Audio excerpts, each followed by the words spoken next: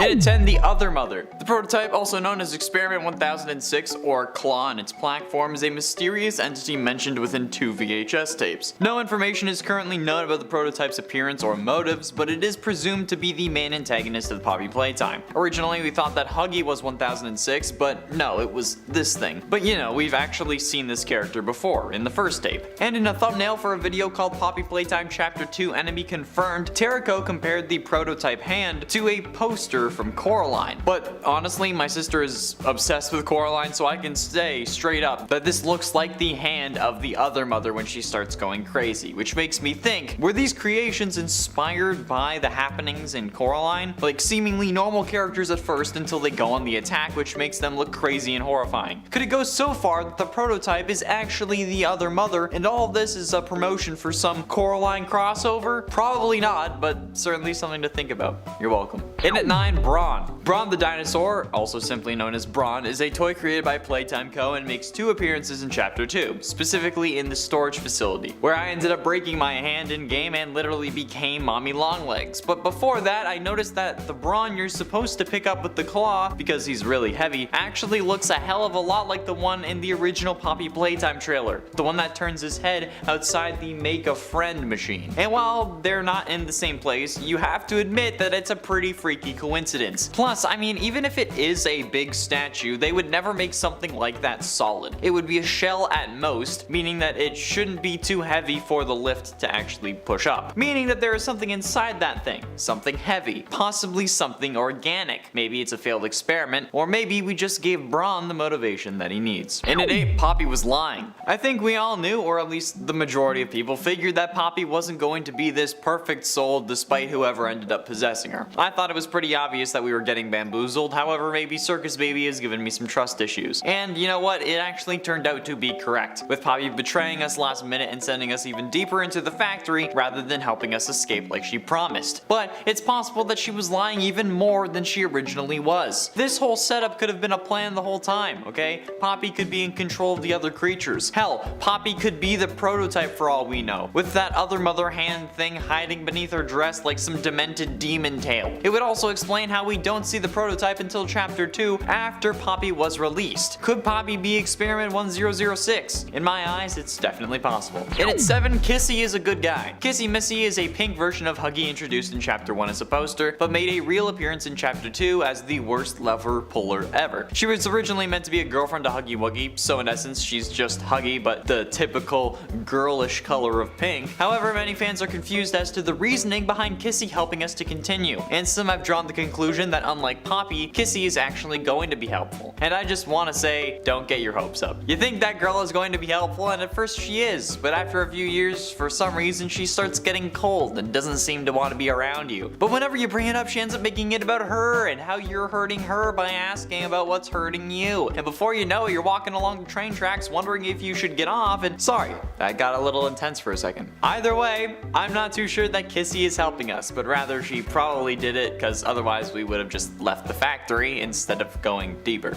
So yeah. In at 6, Jamie B. Honey. Coming from the wonderful mind of MatPat, Jamie B. Honey is the name that Matt is guessing belongs to our player character, thanks to a load of letters scattered along the grounds in the area that has the slides in Chapter 2. Based on the letters there, MatPat believes that Jamie B. Honey makes sense with the other names and is a reasonable conclusion. And honestly, I wouldn't doubt it. Hearing the name of Jamie B. Honey just sounds like it would be in the game, or even in Bendy and the Ink Machine. Like, that's such an indie game character name. I don't know how else to describe it. What do you think? With those letters, are there any other names that could sound like Elliot Ludwig or the like? Be sure you let me know in the comments. I'm curious to see your ideas. Halfway through in at number 5, Prototype is Afton. Aha, it's definitely a leap, but I gotta get those FNAF keywords and tags in here somehow, because this prototype hand was certainly giving me another mysterious hand kind of vibes. Yes, I think that the idea for this prototype hand came from the iconic Security Breach PlayStation trailer scene when Burntrap's hand reaches out from the recharge station and claws at the floor. The animations are similar, the vibe is similar, the only difference is that I didn't break Poppy Playtime multiple times while I was playing it. But is it possible that Experiment 1006, aka the prototype, is actually William Afton? We actually made a whole video discussing how Afton could fit into the Poppy Playtime world, but we never considered if he was the prototype. If he was though, it would simply be another universe that the FNAF story takes place in. But, like the butterfly effect, one change resulted in a totally different outcome. I doubt that's what they're planning on, but it's fun to think about nonetheless. And at 4, Huggy will return. Is it possible that Huggy Wuggy could make a return in a future chapter? Absolutely, it's an indie horror game, they can do whatever they want. But is it likely? Actually, it seems so. See, Huggy basically became the mascot for the series, despite the namesake Poppy being present in both chapters, because we've spent maybe around 5 minutes with the demented demon doll. So in my mind, yes, Huggy could make a return, especially when we didn't see 1006 grab him like it did with Mommy Longlegs. Plus, additionally, in the water treatment facility in chapter 2, you can see a wall with some blood and blue fur leading to a vent on the wall. This could have been where Huggy crawled to after bashing his head multiple times on the way down in chapter 1, and this could even be where Huggy fell to. So, based on this one detail, Huggy Wuggy may make his vengeful return in a later chapter. But will we fall victim to him, or will we have some help from a certain pink monster? Getting close to the end, and at number 3, put you back together. Have you ever accidentally brought your dead daughter back from death and put her in a doll, but then absolutely forgot how you did it? Well, apparently you're not alone, because now the theory is that instead of Stella Graber being the human turned into Poppy, that it's instead the dead daughter of Elliot Ludwig, the creator of Playtime Co., who, as we learned from these tapes in chapter 1, was pushed to his lowest of lows by the death of a family member. And while it's not confirmed who died, given that Enchanted Mob has made a lot of FNAF content in the past, Mob Games probably used it as partial inspiration for Poppy Playtime, resulting in at least some slight comparisons, like the death of a child, which in my mind at least counts currently as evidence towards it being the intended story, but like at least the intended story that it is now. I mean, like, who knows what they plan on doing in the future? Like, Scott changed the story halfway through, right? So they could do it as well. It's an indie horror game. Of course, it's gonna have some dead kids possessing things. I feel like that's kind of inevitable. But ultimately, in at number 2, Kissy hated Huggy. Kissy Missy makes a minor appearance in chapter 2 in the cart corridors. She is first seen walking towards the player in a similar style to how Huggy Wuggy was walking towards the vent chase scene, but she looks at the player for a short moment and then notices the lever next to her. She proceeds to then try to pull it downwards,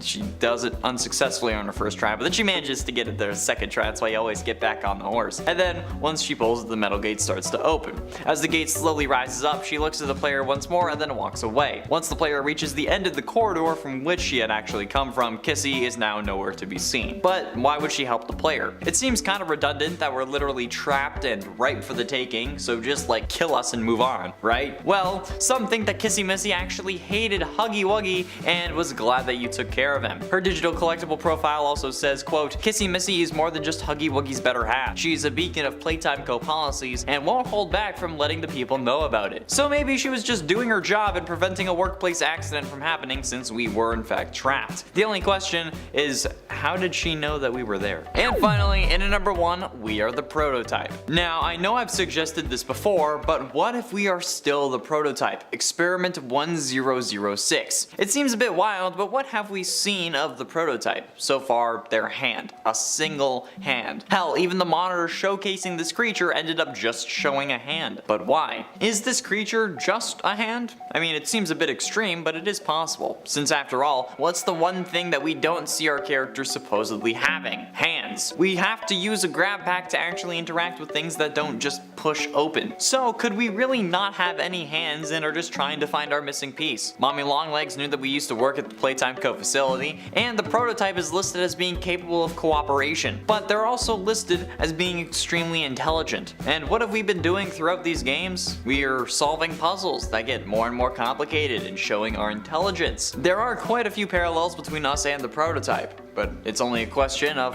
when that might be revealed. Number 10. Fields and Fields. Andrew once had a dream that he was standing in a field of poppies. They were bright and colorful, beautiful to behold. This was a recurring dream, and it had always felt safe. He had visited a field of poppies with his granddad when he was a kid, and it had been the perfect day when they went. But something here was different. Admittedly, Andrew hadn't been sleeping well since he played chapter 2 of Poppy Playtime, and the flowers in his dream began to change. The red in them began to run run. They turned to blood, and then from behind the poppies and the blades of grass came an army, a small army of Poppy dolls. Their eyes wept blood, and they began to circle him. The dolls laughed and taunted Andrew in this sweet dream, turning nightmare. "You'll never wake up," they promised. And true enough, after playing that game and going to sleep that same night, Andrew never did wake up again. Number 9. Make a friend. For my birthday, all I wanted was a Build-A-Bear, so my mom agreed to take me. I heard they even had video game characters that you could build, like Bowser, which of course you could then modify yourself. However, my mom got a flyer about a more affordable and new place opening up called Make a Friend. I didn't want to make a friend, I wanted to build a bear, but my mom said they also had plushies and that it was pretty much the same thing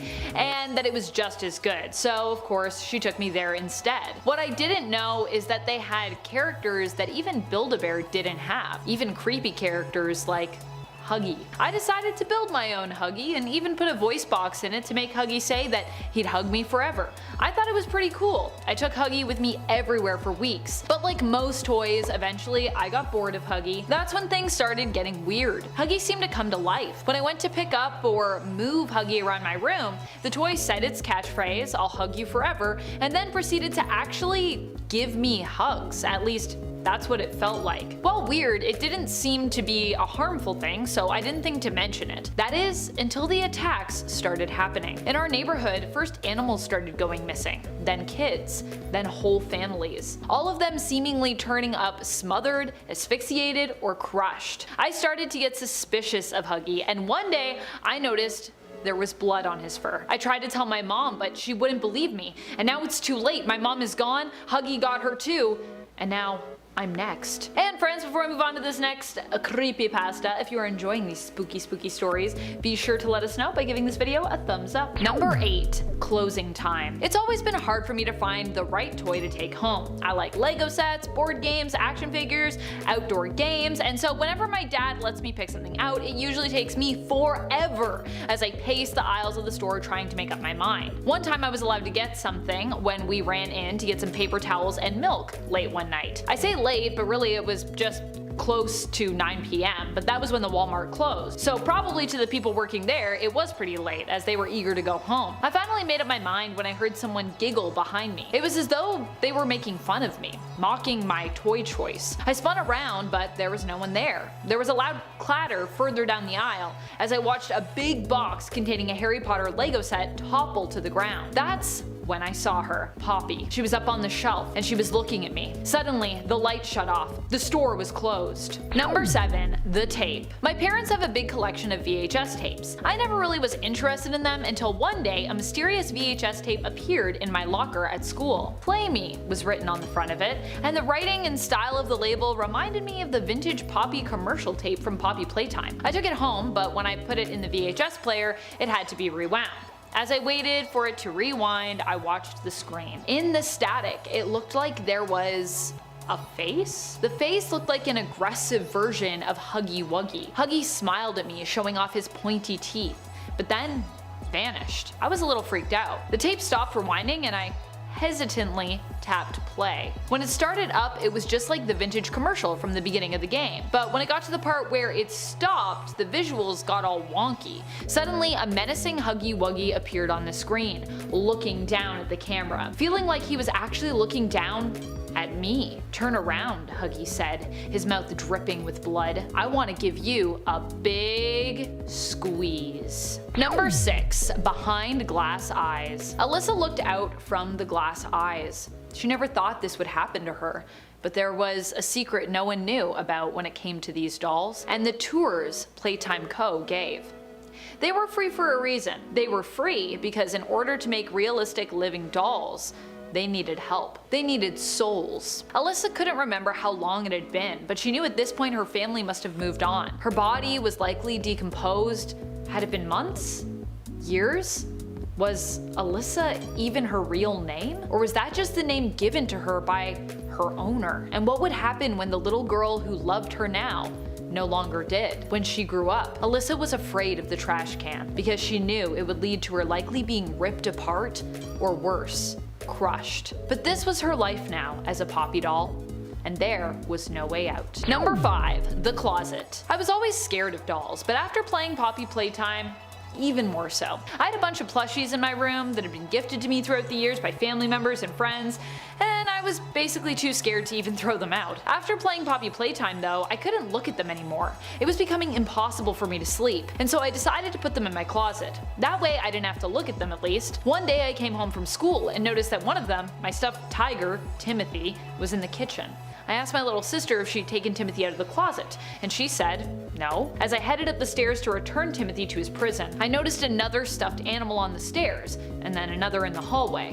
One was in the bathroom, one was on top of the bookcase. They had all escaped. I went towards my room, intending to get a bag and do what I'd been afraid to do for years, throw them out. But as I did, I noticed that everything around me in the house was getting bigger.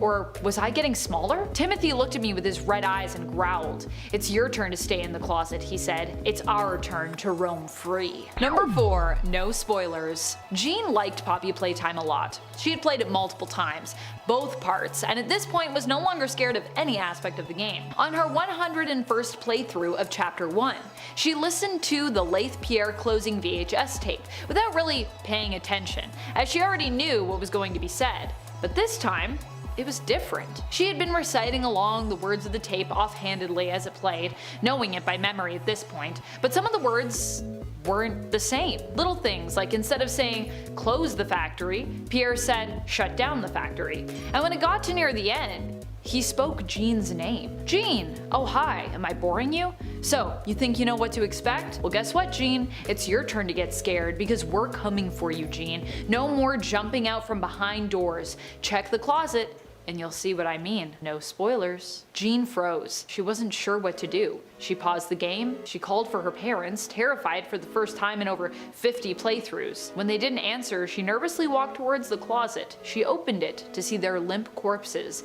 hanging on the coat hooks inside. Number 3. Real girl. I never thought that Poppy was real. That was my first mistake. I also never thought that a doll could hurt me.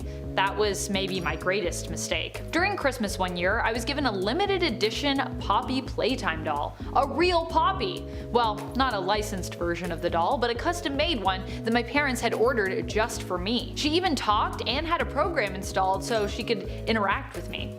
Nothing super advanced, but like you can do with something like Google or Alexa, we could have a little back and forth conversation if I asked the right question. However, what I didn't know is that Poppy was learning from my interactions, becoming like me, until one day, she became me. The changes were small at first, so I didn't notice. Darkening of her hair, small modifications to her outfit. One night I woke up in bed because I heard something. It was Poppy. She was singing. And when I looked over to her on the shelf I normally kept her on, she was bigger. She was my size. She was me. Number 2. Toxic. Celine had always loved floral perfumes. The richer the smell, the more she loved them. She would even surround her room in flowers to try to recreate the smell of her favorite floral perfumes that no longer existed. As she was arranging some of these flowers around her place one morning, she heard a knock at the door. When she answered it, there was no one there. But there was a peach-colored little parcel left on the welcome mat. "From your secret admirer," the front of it read. She opened the parcel and inside appeared to be a perfume with a scent she couldn't quite pinpoint. It was sweet, almost like cherry blossoms, but no. There was a hint of vanilla, a somewhat sharper citrus note to cut it, but a creaminess to the scent as well. What was that? She had smelled it before, she was sure of it. She pulled out her phone and began to search up some of the smells that she was noting. Poppy.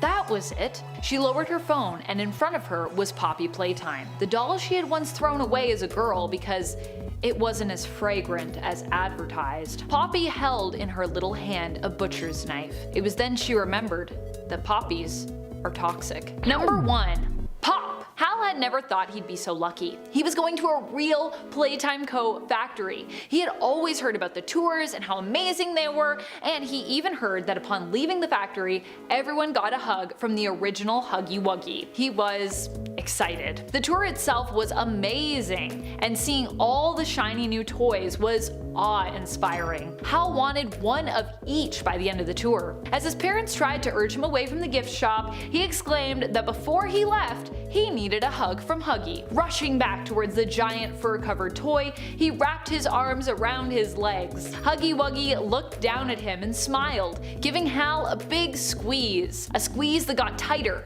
and tighter and tighter until Hal's head went pop. And at 10, Huggy's return. Now after the trailer for Chapter 2 came out, I think it's fairly safe to say that Huggy Wuggy, or at least the one we fought in Chapter 1, Experiment 1006, is indeed dead. The symbolism in the first shot of the trailer says it all, unless that's meant to mean that Mommy is going to bring him back somehow. However, it's also worth noting that one of the Huggies that comes after us in a clip later on in that trailer is blue. So, could this be the same Huggy? I don't really think that it is, but it's technically possible. Like, if this was indeed supposed to be a team of like assault Huggies, I don't think 1006 would be there, because like, and if he was, we'd be fighting off 6 Huggies instead of 4. So seemingly the only 2 that are missing from this fight are Kissy Missy and 1006. And considering how Kissy is missing, I think it's because she's over mourning Huggy and trying to bring him back or something, maybe like, I don't know. But like, at least for this chapter, Huggy is hopefully dead. And maybe the assault of the Huggies is actually because of his death and the rest are mad at us. But this could all just be a ruse and we'll have to contend with Huggy again later on. We didn't see a corpse at the end of Chapter 1, so as we learned from FNAF,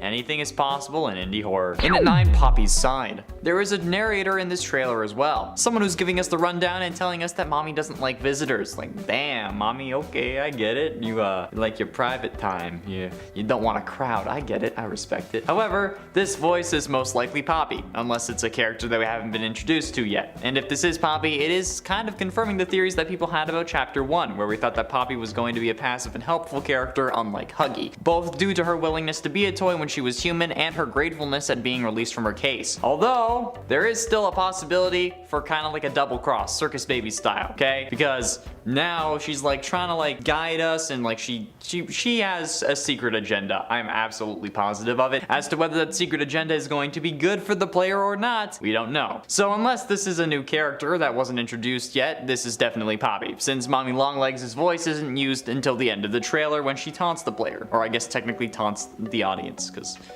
we're not playing. And at 8, who is Huggy? Now I think it's been fairly well established that the various monsters we're going to be facing throughout these chapters are humans turned into toys, instead of humans turned into animatronics. But while we seem to know the identity of Poppy, Stella Graber, we're unsure of who Huggy's human was, or even if it matters. Some consider Laith Pierre to be Huggy's human, and it's certainly possible, but as of yet unconfirmed, thus it remains a mystery. It could really be anyone, aside from us as the player, seemingly aside from Stella, or from the researcher in the videotapes talking about how Experiment 1006 escaped. But at least we now know that Huggy is 1006, and not because of the other characters like Braun and Cappy, but instead he's 1006 because of the other iterations of Huggy that we seem to be interacting with in Chapter 2, Fly in a Web, which is already a creepy type because we all know how I feel about spiders. DJ Music Man is okay because he has 6 legs and not 8, and while Mommy Longlegs only has 4 legs, there are a load of spider webs all over this chapter, okay? So I'd rather not. Plus, I mean, like a spider who makes you call her mommy?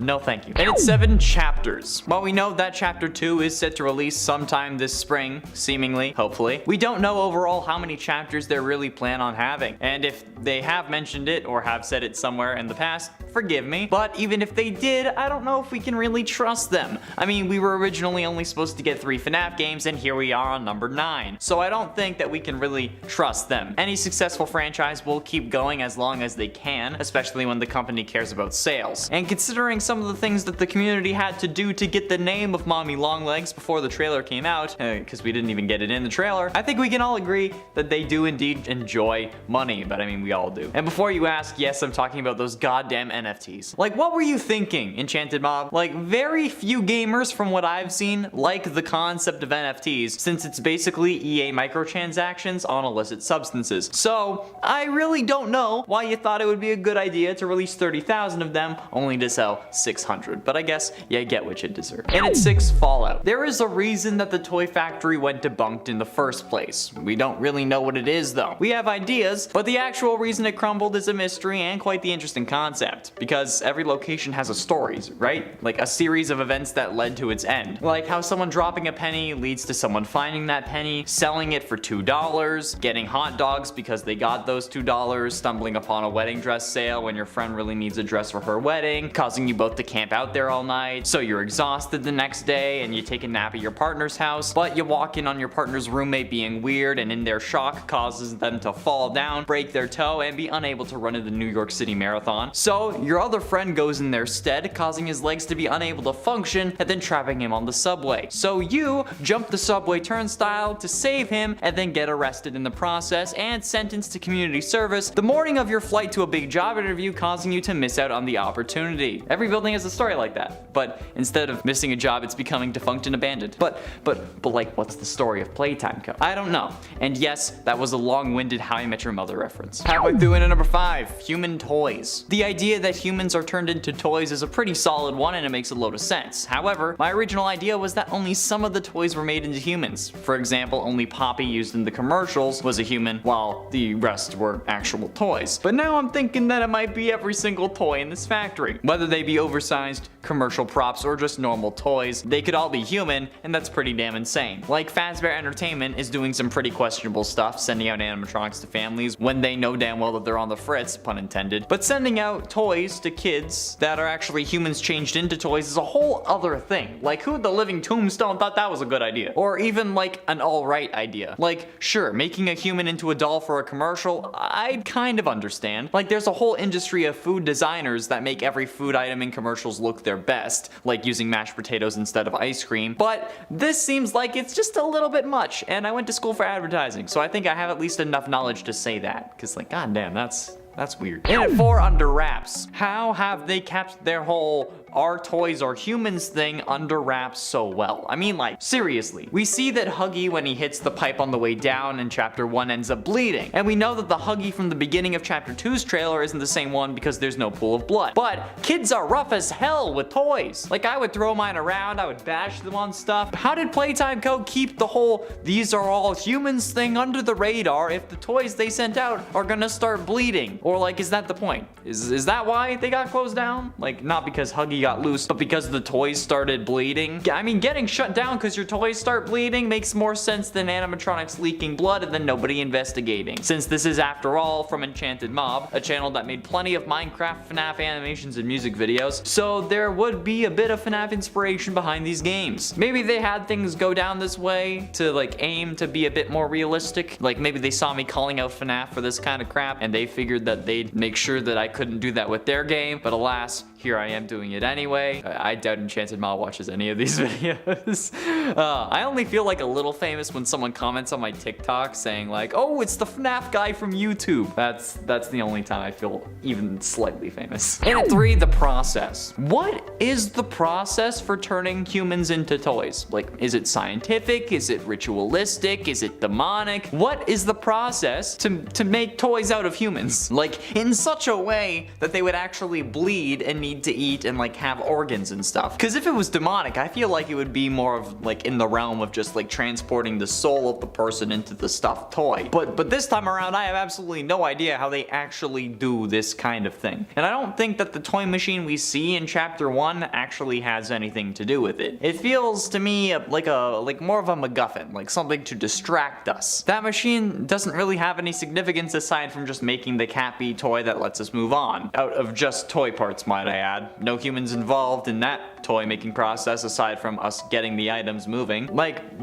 I doubt that we will ever actually get an answer because, like, how do you explain something like that? But hey, it's still something interesting to think about. But ultimately, in at number 2, the player. The idea that we ourselves are a toy is so seemingly off the rails that it fits perfectly within this story, or the story that we think could be playing out. If people are being turned into monstrous versions of these toys, and Huggy Wuggy was supposedly Experiment 1006, what if we're also an experiment? Starting off the game, we don't see any of our own body, not even our hands, being only able to grab stuff with the grab pack given to us at the start of the game. So, yeah, why would we not be able to use our own hands if we're human? Like, that would just be instinctive, right? Like, if there's a toy in front of me, I'm not gonna, like, push a button to grab it. I'm gonna just reach my hand out. Well, it would make sense if we are a toy, but the game didn't want us to know that yet. It could also explain how we're brought back to life over and over, and that one death line of death isn't permanent, since being a toy combined with a human would most likely not end up dying permanently. Maybe. Especially if there is some other entity that's able to resurrect us like Poppy. I don't know, but like being a toy kinda sounds like this could be where the story is going. And finally, in at number 1, the story. The biggest mystery of this game seems to be the actual story. Like, we don't know what any character in this series has planned.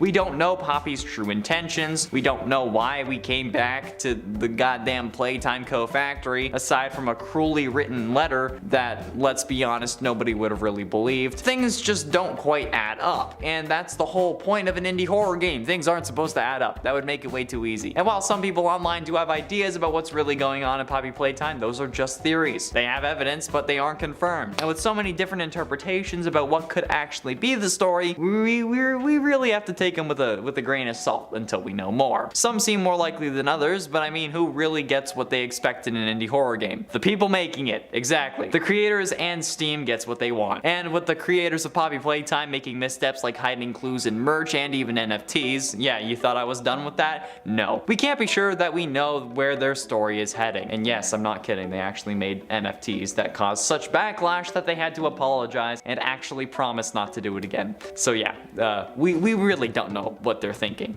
Clearly. In at 10, chromophobia. With a game that's full of bright colors and based around a factory that makes children's toys, it's fairly obvious that running into colors is guaranteed. While there are specific fears for specific colors, cyanophobia being the fear of blue, xanthophobia being the fear of yellow, parysnophobia being fear of green, chrysnophobia is the fear of orange, rhodophobia is fear of pink, castanophobia is the fear of brown, leukophobia is the fear of white, and melanophobia is the fear of black.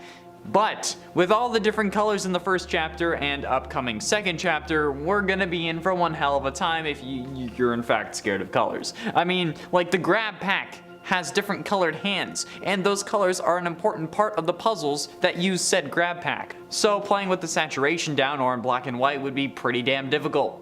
Also, random question. Could someone who is colorblind have, like, let's say the fear of yellow, but since they would see red as yellow, would they really be scared of yellow? Or since the doctor is the one diagnosing them and seeing that they're scared of red, would they be diagnosed as scared of red?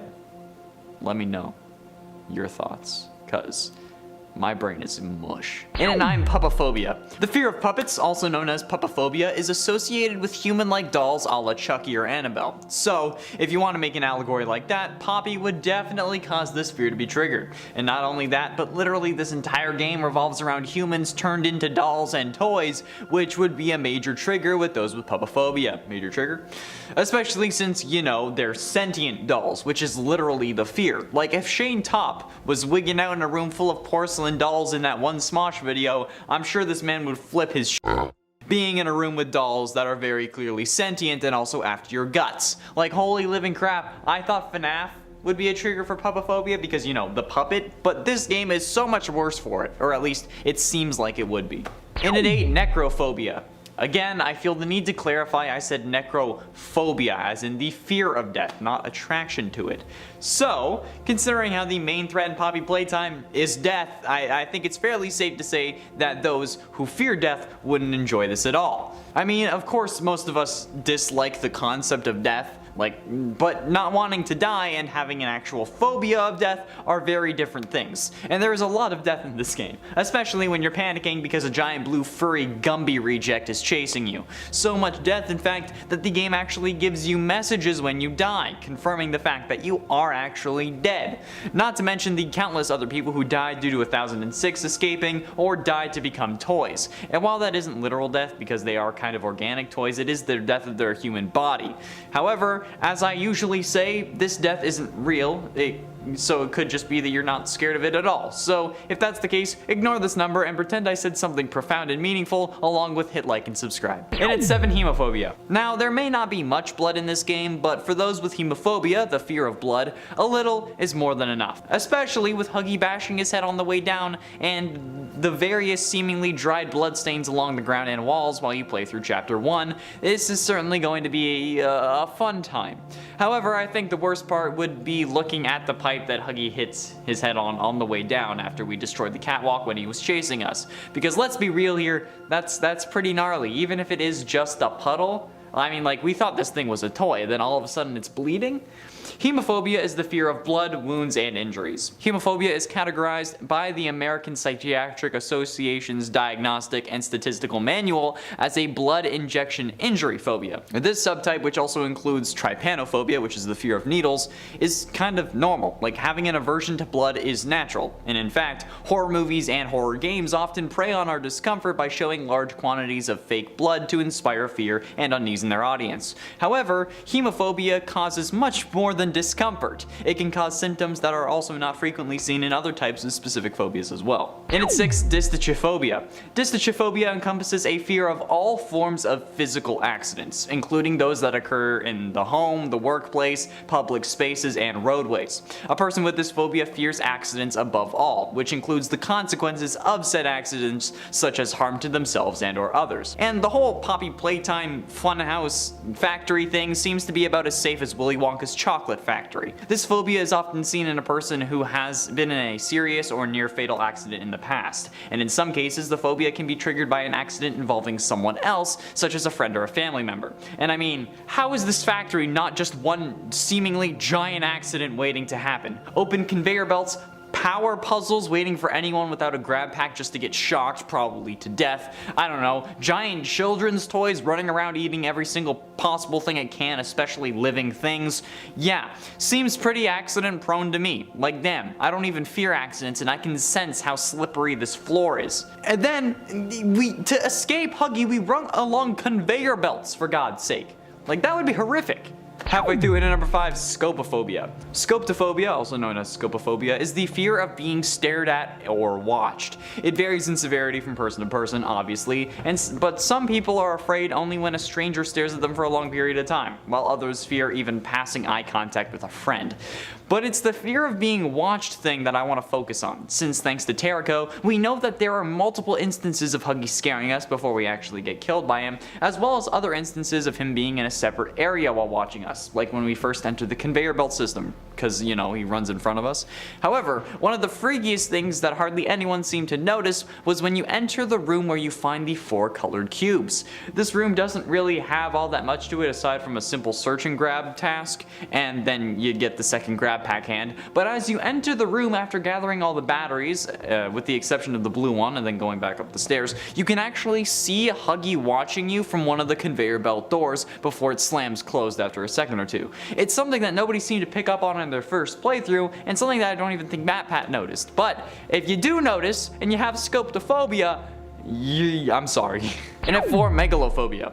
Megalophobia is a type of anxiety disorder in which a person experiences intense fear of large objects. A person with megalophobia experiences intense fear and anxiety when they think of or are around large objects such as large buildings, statues, animals, and vehicles.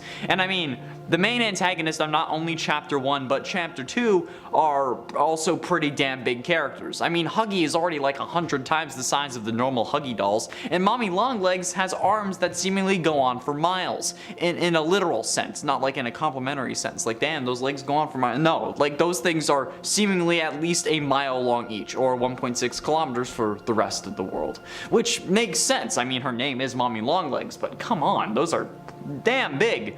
And combine this with any of the other fears on this list and you'd probably just be unable to play this game at all. It wouldn't seem possible in my eyes. Getting close to the end, in number 3, claustrophobia. Claustrophobia, as we all know, is the fear of Santa Claus. Thanks to SpongeBob for teaching me that as a kid. Seriously though, the fear of small spaces is certainly going to get triggered in Chapter 1, since as I've mentioned multiple times in this video, we end up running through the conveyor belt area, which is very cramped. So cramped, in fact, that Huggy has to like force himself into it and then crawl through it like a kid in a McDonald's child's play place. My father is a self-diagnosed claustrophobic, and he doesn't even like going down the stairs in his house because the walls are too close, so he would 100% hate this section with a passion. However, now that I mentioned that, he is also paranoid, thinking that the government is after him, and thinks that people will steal my identity through my name on a school assignment from 2009. So maybe that isn't the best example, but still. Boy, do I wish I was exaggerating. Like, everyone has like the weird conspiracy theorist uncle, but I don't, because that uncle is my dad, and not in the Alabama way, you sickos. Penultimately, in at number 2, arachnophobia. Arachnophobia is the fear of spiders, and while in something like every fantasy game ever there are giant spiders, that's not really a thing in Poppy Playtime, right? Well, that was true, but along comes chapter 2, and in comes Mommy Longlegs, probably the most confusing spider-like figure I've ever seen. And trust me, I've seen some things, okay? Skyrim modding is an interesting rabbit hole. However, this Mommy Longlegs is gonna be one hell of an interaction if you have severe cases of arachnophobia. However, with milder cases such as mine, I think you should be okay. I mean, the only reason she looks like a spider is the multiple legs. Like, she doesn't really look like a real spider other than that, which makes it easier to handle. Like with DJ Music Man from Security Breach, like that guy didn't set off any arachnophobic alarms in my body, which is certainly a good thing because I don't like being scared, especially by a phobia. Like, being scared is a bad thing. I don't know why people would search it out. Like, fear means that you're in danger, and being in danger is bad. Adrenaline junkies are one thing, but actually being scared is another, I think. I don't know, okay? I don't have friends who go out and do fun stuff, so I just chill at home. If I ever get accused of murder, I'm gonna have no alibi. Because my dog can't write. He can't corroborate my story. And finally, in at number 1, Doraphobia. Doraphobia is unfortunately not the fear of Spanish or football-headed animated children. Instead, it's the fear of fur. But as I mentioned earlier in this list, the main antagonist of Chapter 1, Huggy Wuggy, is covered in fur, and is absolutely massive. Not to mention the group of Huggies that we're going to be chased by in Chapter 2, multiplying our fur problem by 5. So needless to say, if you have a fear of fur, then you may want to avoid Poppy Playtime. Unless, again, it's just the fear of real life physical fur instead of animated video game fur, in which case it won't really be triggered. But like, how am I supposed to know this, right? How am I supposed to see something like this Huggy doll and think, oh yeah, he won't trigger it, or he will trigger it? Like, I don't have these phobias for the most part, alright? Like, I don't understand. This whole list should be taken with a grain of salt. However, if you legitimately have any of these fears that I've listed today, be sure you let me know in the comments if it actually triggers it, because I really want to know. And we've been making a load of these types of videos lately, so it would really be beneficial to know what will and won't be set off by a computer game. I mean, it's not like I'm gonna change. I'm still gonna talk about the fears even if they won't be set off, but like, it's good to know. And at 10, next villains. With Huggy Wuggy hopefully meeting his demise in Chapter 1, we have more chapters that will be needing villains. However, who will these villains be? It's possible that these villains will be other toys that we've seen around the facility in Chapter 1, via posters mostly. The Pink Huggy, which is actually named Kissy Missy, Brawn the Dinosaur, Boogiebot, Candy Cat, and Catbee are all possibilities for the next chapters, as well as Poppy herself, who will probably be the final villain if she is one at all. More on that later. But who will be the villain of Chapter 2 specifically? Well, MatPat seems to think that it's going to be Cappy, who was the only other toy featured on more than a poster in this chapter with the exception of Poppy herself, since we end up having to make a Cappy toy to move on in the game, and then that toy seemingly disappeared. However, I have no idea how they plan on making Cappy scary. Like, it's half bee, half cat.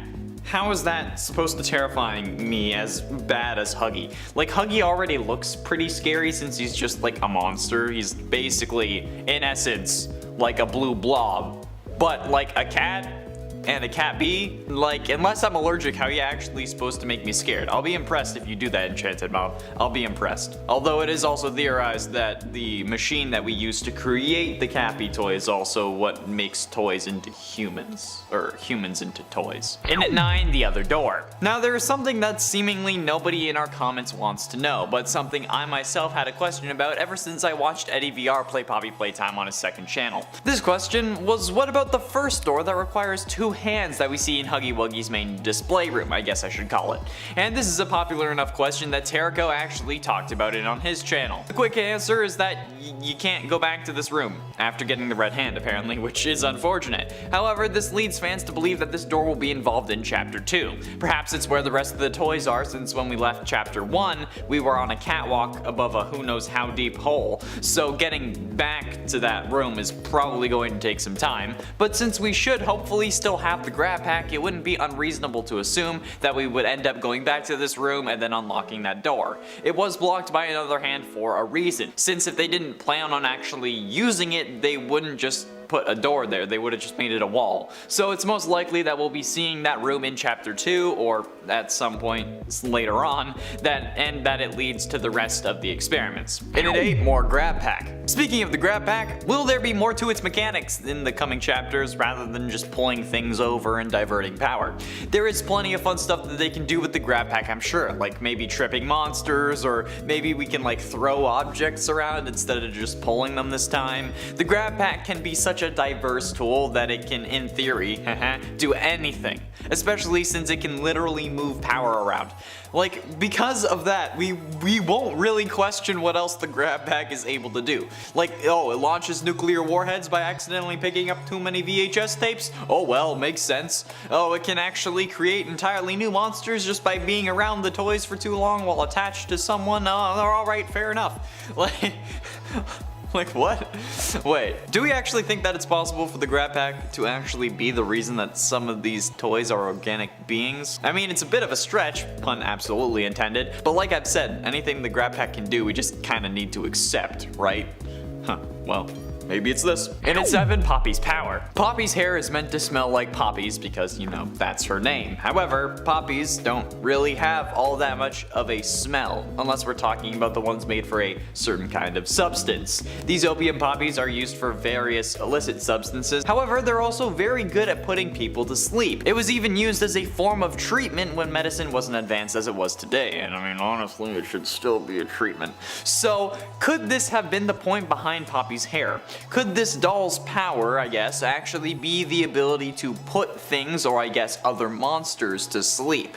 And if this doll was shown to be able to keep kids calm and put them to bed, I guess. I'm sure a load of parents, especially in the 60s, would have been down for that. This had to have been mentioned for a reason. There's no way that they said, oh, her hair smells like poppies just because. And we know that the company behind Poppy and the others are certainly not the pinnacle of corporate decency. Definitely not getting the gold standard for how they treat literally the world. So it is possible that they could have done this and then not really cared about the consequences. And will this ability end up coming in useful? Possibly. And at 6, eradication. The idea that there's something bigger at stake here is something else that's been floating around the internet, thanks to specifically the deathline of "there are more lives at stake than just yours, wake up," which also can allude to dream theory, but I ain't touching that with a 90-foot pole at this point. Actually, that would be hella hard to hold on to. I'm not touching this with anything, okay? The global massacre idea started because, well, I mean, like, come on. What else is going to cause more lives to be at stake here, other than toys actively trying to kill you? Because, like, mass toy genocide? You know what? Straight up, Toy Story. Plus, this only happens if you die and you don't end up getting rid of Huggy Wuggy at the end of the chapter, since, you know, he bashes his head multiple times, and hopefully, I really hope he's dead, okay? He definitely should be dead at this point, if he's an organic being. Plus, like, you know, an 11-foot tall monster who definitely wants to go on a mass killing spree. Yeah, with just one section of the trailer suggesting that it kills for fun and doesn't require sustenance if he is actually Experiment 1006. So yeah, well, like, what's the overall goal here? No idea. But with one chapter out, we can't really get all that much information about it. The only information we have is through a deathline, so. A global massacre, though, would certainly be an interesting way for the series to go. Halfway through into number 5, the experiments.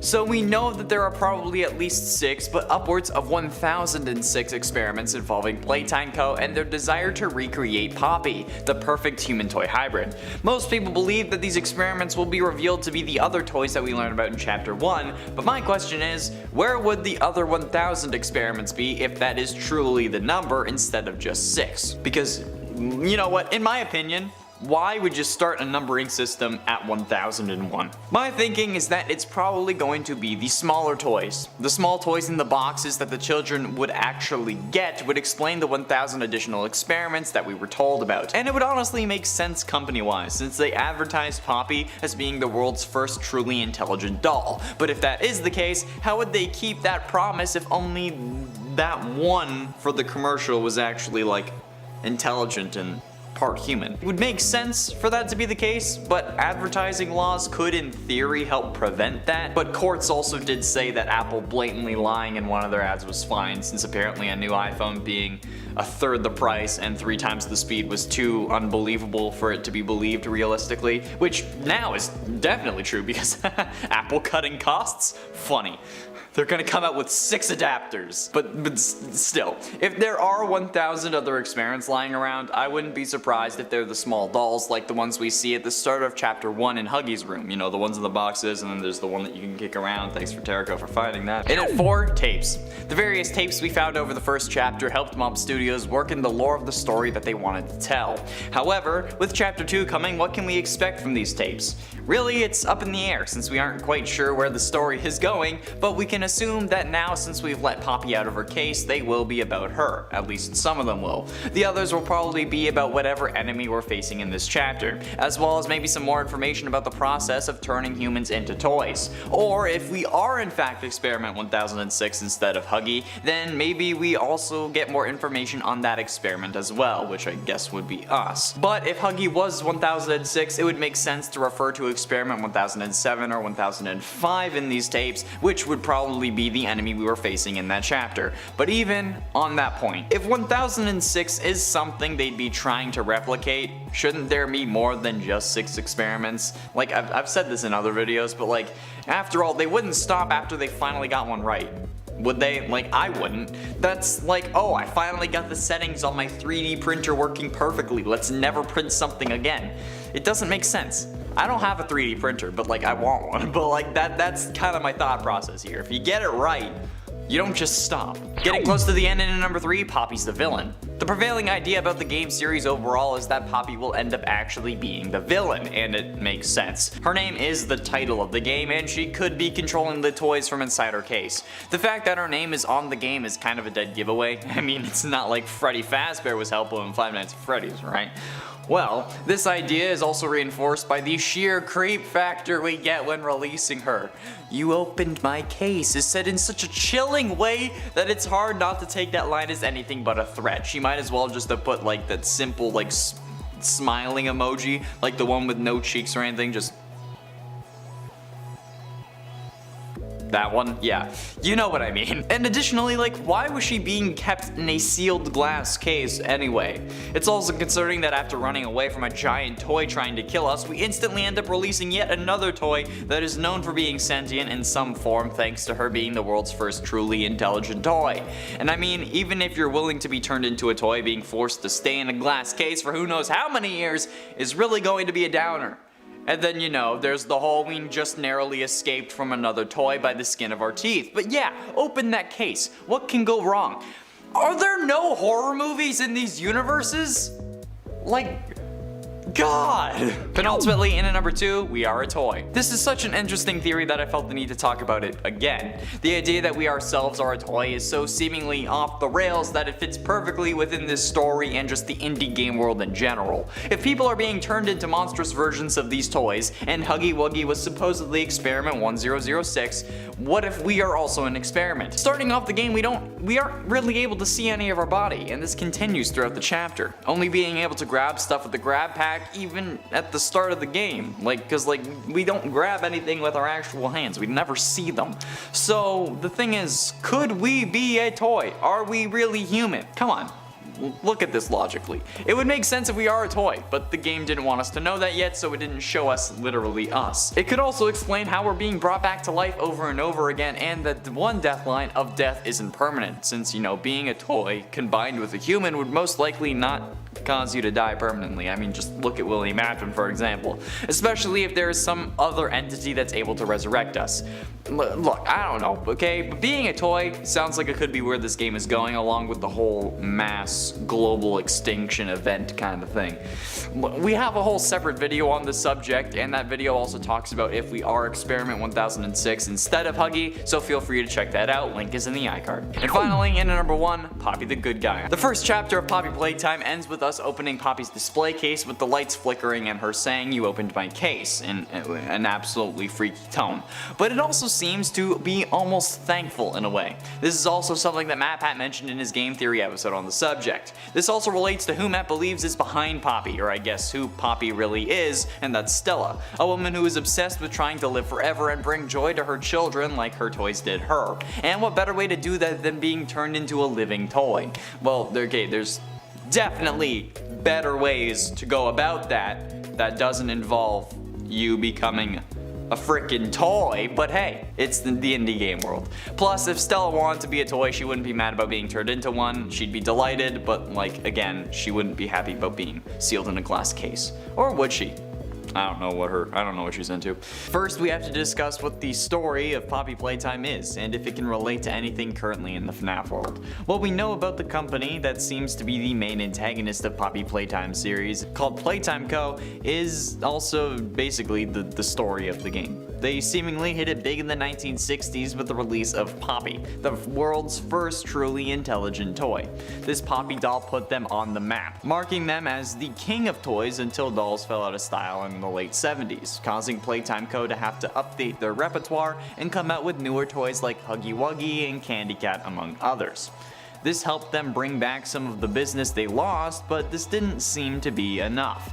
They soon began seemingly experimenting with more realistic dolls in an attempt to recreate Poppy's success, because let's face it, even if there was a truly intelligent version of Poppy, not every version of Poppy would be like that. Only the one they used in commercials and later we release at the end of that chapter, just like how ice cream in commercials is really mashed potatoes. Yeah, sorry.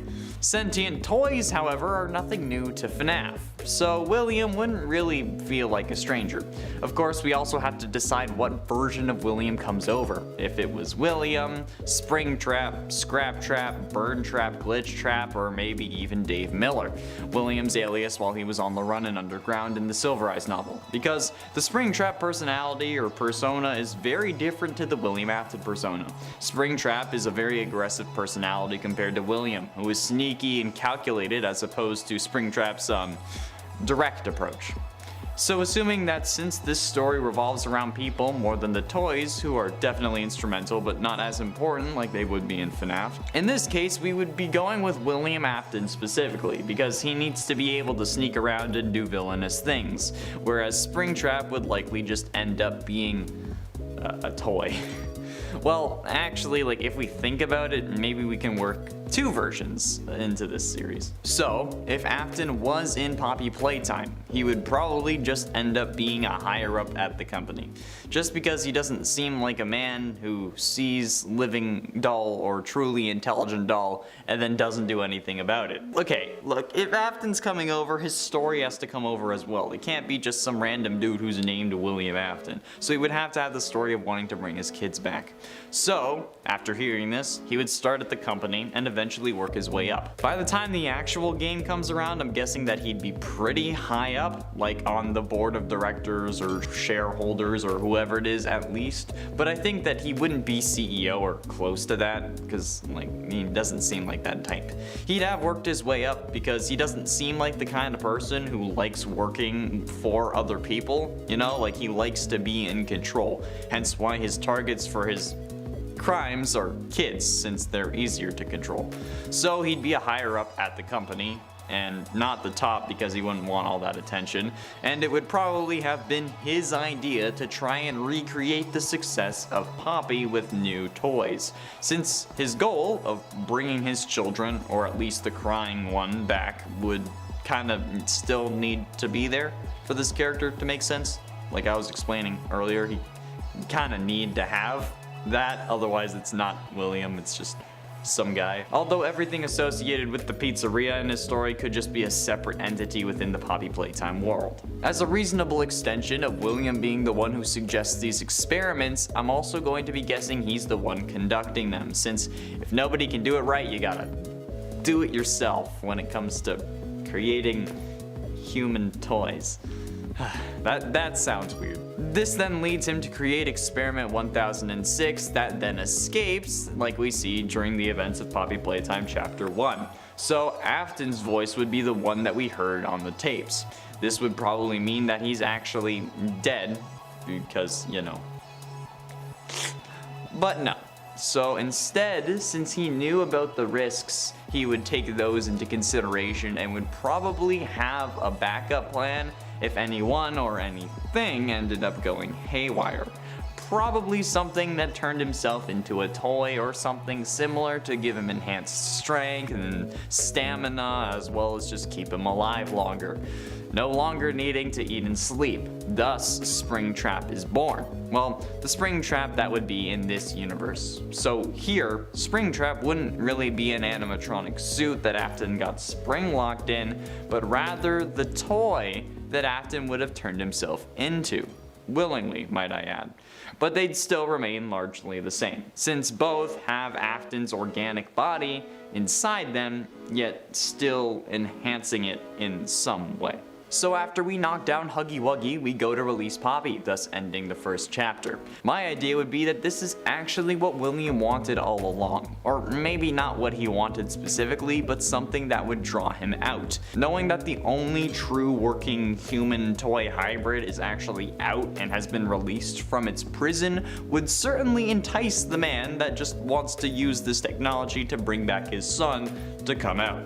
So in chapter 2, if William was in Poppy Playtime, he could reasonably be the villain that we'd be fighting. Experiment 1007, if you will. So he'd come after Poppy so that he could study her and make sure he knows how to bring his son back. Well, maybe. However, he would soon learn that the secret to recreating Poppy was that the person becoming the toy would have to be willing to do so, like Poppy's human and William were.